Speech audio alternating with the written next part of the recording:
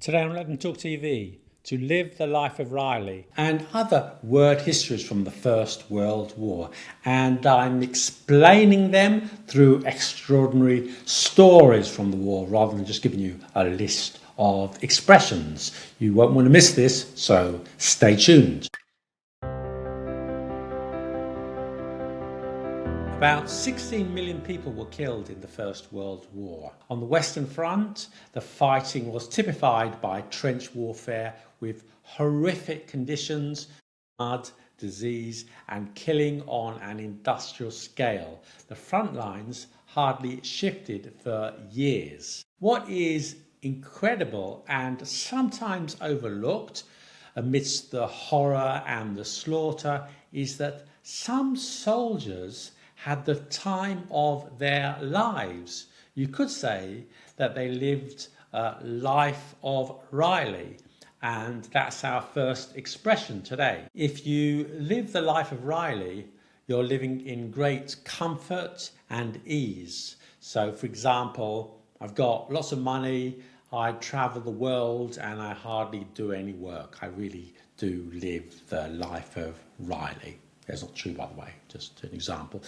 If you go back into Irish history, you find lots of tales of Rileys, spelt like this or like this, having an easy life, but the expression dates from around the First World War and is American in origin, not Irish.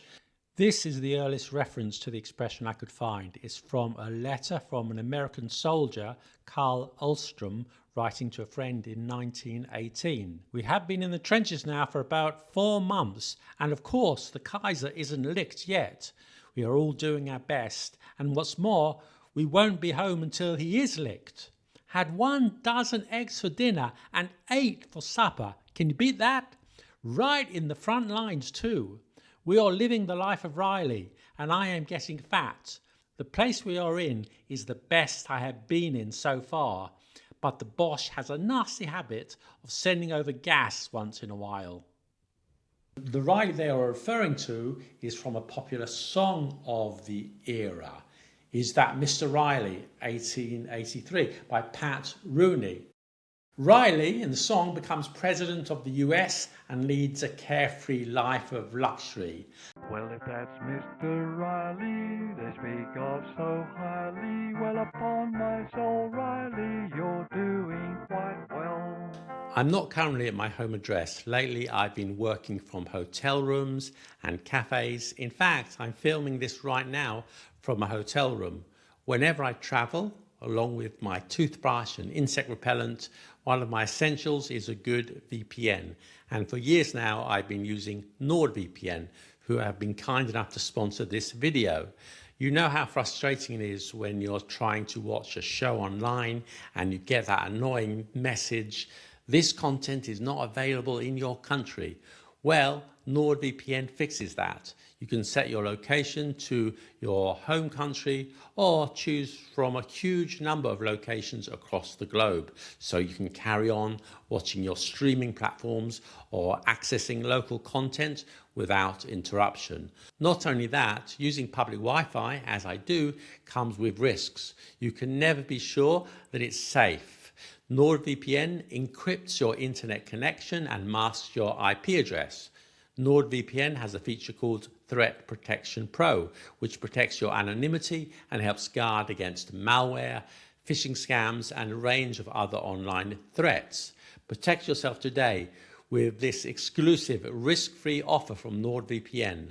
With Nord's 30-day money-back guarantee, get 4 months extra with the 2-year plan using the code LetThemTalkVPN.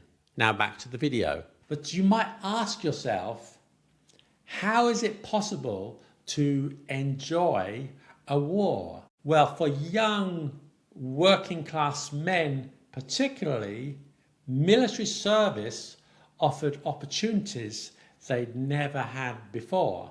And if you want a fantastic first-hand account of the war, I highly recommend Goodbye to All That by Robert Graves. Robert Graves later went on to write I, Claudius. But during the First World War, he was an officer, and he gives first-hand accounts of life in the trenches.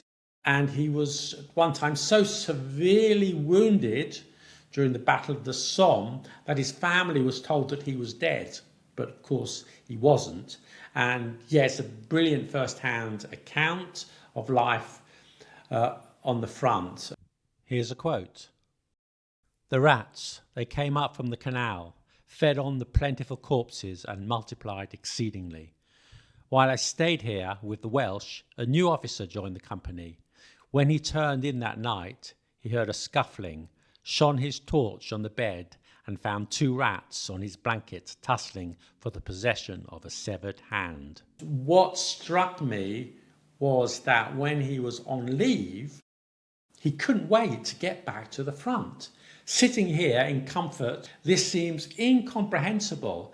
But if you are a young working class man in England in 1914 who'd hardly ventured outside your village or town, the army offered regular meals, clothing, a chance to travel, comradeship, a sense of belonging and purpose, and, as Robert Graves points out, access to prostitutes. Yes, you risked death, but about 12% of enlisted soldiers were killed, meaning that most survive. And another first-hand account of life at the front is Memoirs of an Infantry officer by Siegrfried Sassoon, who served with Robert Graves. He too was wounded during the war.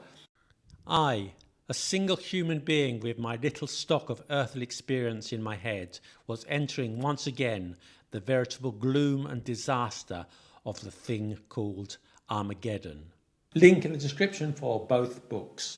So life at the front was gruesome, but if you were given leave, you most likely headed to the nearest French or Belgian town for some rest and recreation, and maybe a glass of plonk.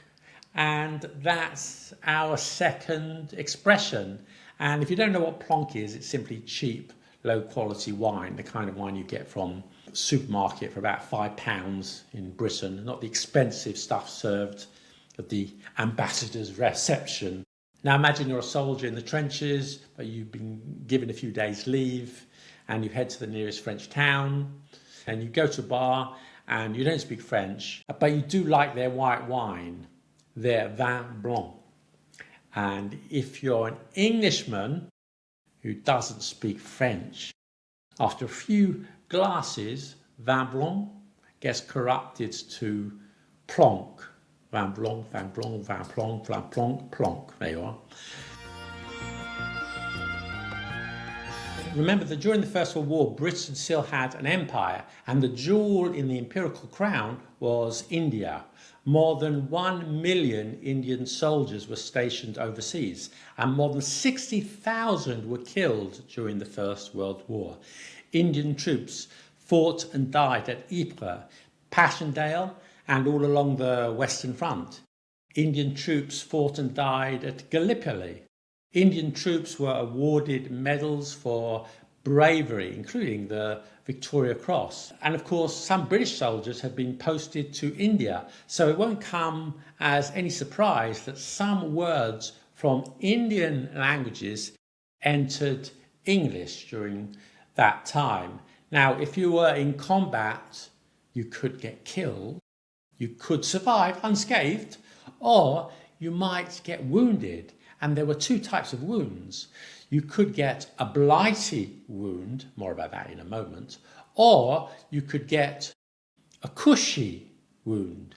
Now, cushy is a Hindi word meaning pleasure, and a cushy wound wasn't life-threatening, and it didn't end your time in the military, but it was serious enough to keep you away from the front for several weeks. So if you got, for example, some shrapnel in the arm, you might spend some time in hospital and get some time off recovering, but before you were fit for service again. Nice while it lasted, at least. So yeah, that was the cushy wound. And the word stuck, and we still talk about cushy jobs and cushy deals in modern English. And yeah, cushy means easy and not demanding. So for example, sitting here making videos is quite a cushy job compared to what my ancestors got up to anyway. Blighty.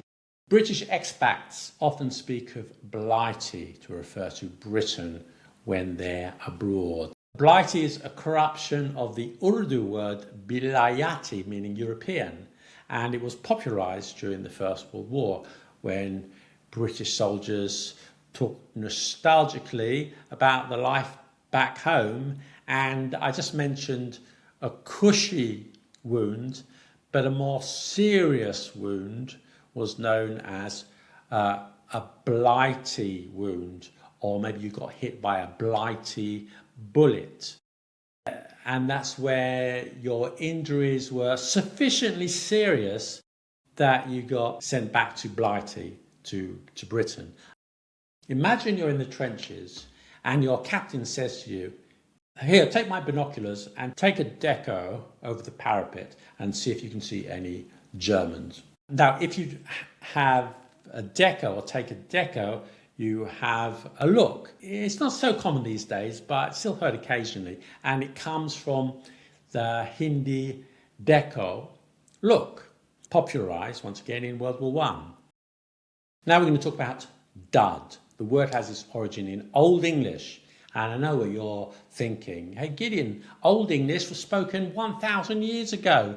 That predates the First World War by many centuries. And yes, you're right, but the word evolved and its evolution is very interesting. In Old English, duda, I hope I pronounced that correctly, was a cloak or a garment, typically plain or an everyday one. And this clothing sense survived into Middle English, the 13th, 14th, 15th century. It still exists today as duds, meaning clothes. As for example, I'm going to get some new duds. Later on, it came to mean shabby or ragged clothing. And from there, the meaning widened to describe anything of little worth or quality.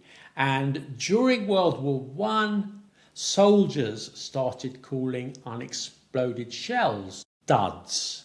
And as millions of veterans returned to civilian life after the war, they brought the term with them and took it to its current meaning, failure or a disappointment or something that just doesn't live up to expectations.